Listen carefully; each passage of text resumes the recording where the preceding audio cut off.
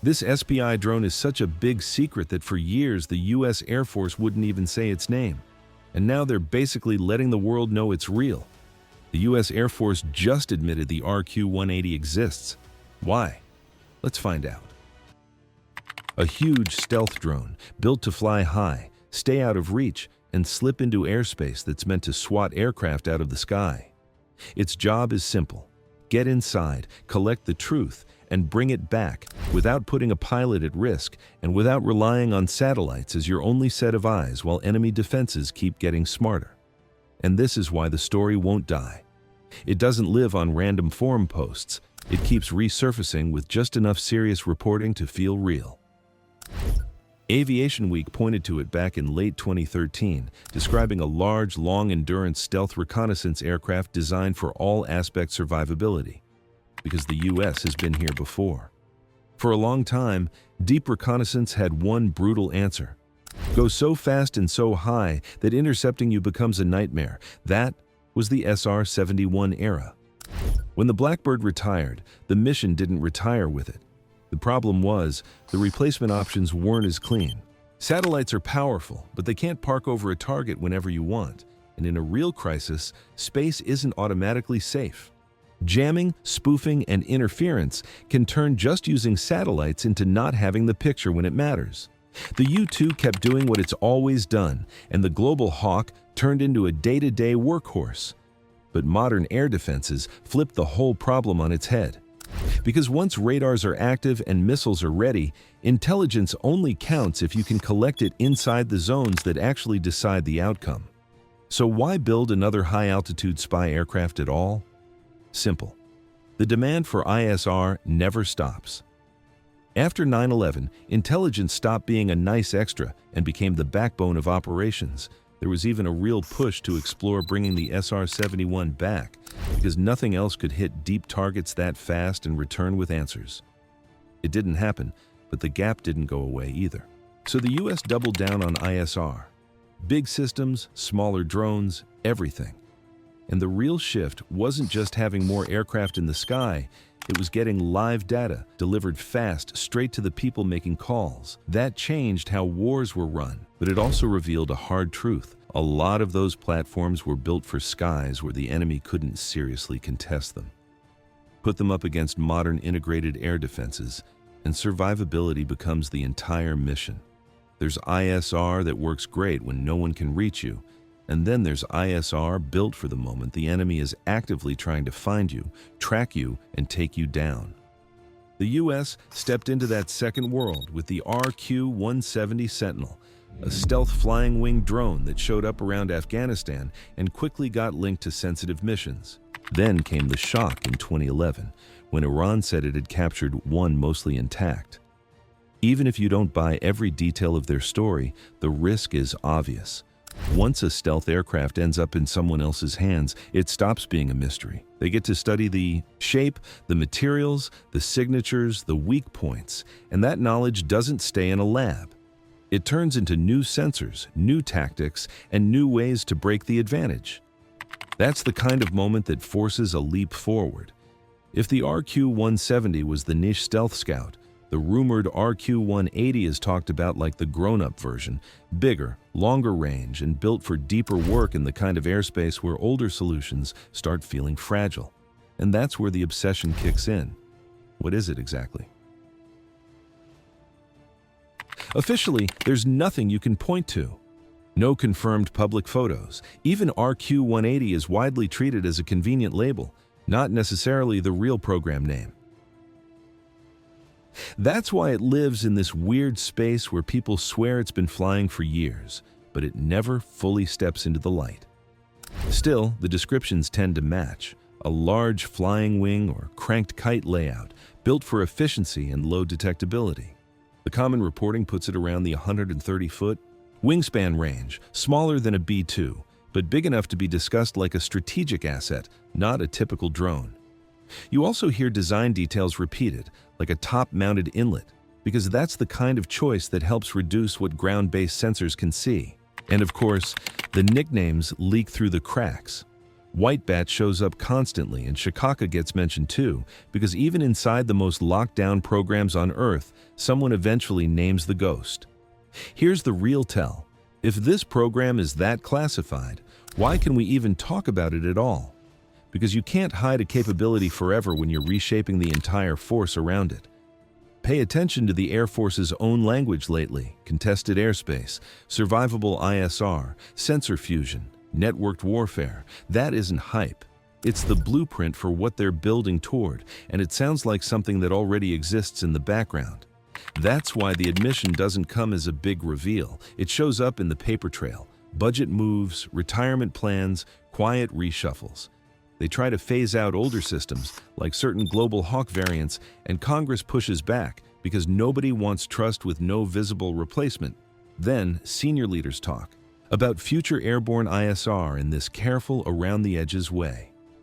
In 2024, Frank Kendall's comments only added fuel to the idea that a next-gen platform isn't a concept anymore. It's already part of the plan, especially with legacy aircraft like the U-2 facing pressure. That's the change, not one day. More like we're already there, and what they're moving toward is simple to say and hard to do: deep penetration ISR. This job isn't about nice photos. It's about locating the threats that decide whether missions live or die. Radars, air defense systems, command nodes, and the patterns that reveal what's coming next. Because in a real fight, guessing is how you get punished. When you can see clearly and early, every strike gets smarter, every route gets safer, and every decision gets faster. That's why people call it a cheat code, not because it's magic, but because information at the right time changes everything. And this is where stealth stops being a buzzword and becomes survival. Most people hear stealth and think radar, but modern detection is layered. It's radar, yes, but it's also sensors that catch emissions, infrared systems that track heat, and visual tracking that's gotten insanely sensitive. And drones have an extra problem: they often have to talk, and those links can turn into a beacon. Stealth here isn't just shape plus radar, it's discipline.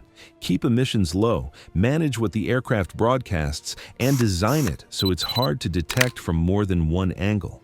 That's why people keep stressing all-aspect stealth. The goal isn't invisibility, it's buying time, making tracking so uncertain that an enemy can't lock you down, cue weapons, and complete the kill chain fast enough. The other advantage is endurance. Stealth helps it get in, but endurance is what makes the mission useful. Instead of a quick pass, it can stay up long enough to catch patterns, what shifts, what shows up, what disappears, and what that change means. Then comes the question everyone asks: where does it operate from? That's where things get fuzzy, because secrecy invites noise. Still, certain locations keep getting mentioned. Beale Air Force Base comes up a lot, along with units like the 74th and 427th Reconnaissance Squadrons, mostly because their timelines and public footprints make people suspicious. Edwards is another frequent guess because that's where a lot of classified testing happens. And of course, you get the Nevada cluster, Area 51, and Tonopah, because that's the traditional ecosystem for black aviation, with the infrastructure to hide large aircraft. Add the Pacific side, Guam, Anderson, and upgrades like the hangars at Northwest Field, and the takeaway is simple: operators can be in one place while the airframes are staged somewhere else. And then there are the sightings, rare, far away, and just specific enough to keep the rumor alive. People talk about something unusual over the Mojave. A photographer in the Philippines captured an odd high-altitude aircraft in September 2021 with a cranked kite look. Other observers have described something over restricted airspace near Area 51 that initially reads B2 until the details don't line up. The part that really fuels the chatter is that some of these reports are in daylight. Either the platform flies when it needs to, regardless of who might glimpse it, or someone decided the occasional silhouette isn't a problem. The strangest piece is the Air Force hinting at it without saying it outright. In November 2021, a video from an Air Force professional organization briefly showed a computer-rendered aircraft with a similar planform during a segment about ISR evolution, using language that nodded to white bats. It wasn't an announcement, it wasn't a reveal. It landed more like inside baseball, people referencing a capability that already feels normal in their world. Put that next to the earlier Aviation Week reporting. The 2014 senior leader remarks about a high-altitude stealth spy plane and more recent ISR framing, and it's easy to see why people say the Air Force admitted it without ever doing a podium moment. Now, zoom out to why this matters even more. The Pacific. That region is a nightmare for planning. The distances are massive, targets don't sit still, and the defenses are built to punish anything slow, loud, or predictable. In that kind of fight, a stealthy platform with long range and long endurance isn't a nice-to-have.